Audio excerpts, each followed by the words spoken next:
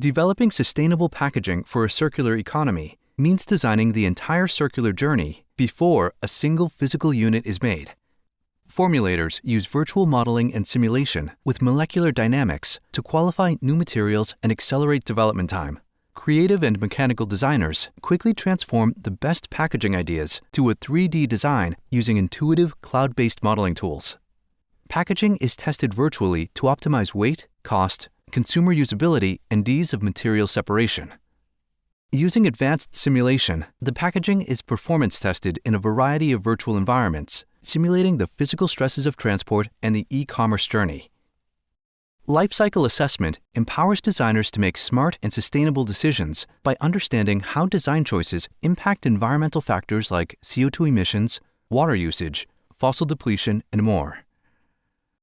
Mold and preforms are tested virtually to reduce both time and cost. Consumer communication is created with the artwork to drive higher recycling rates. Equipment and automation engineers design operational recycling pods for material recovery. The internal scanning and sorting processes will improve material yield.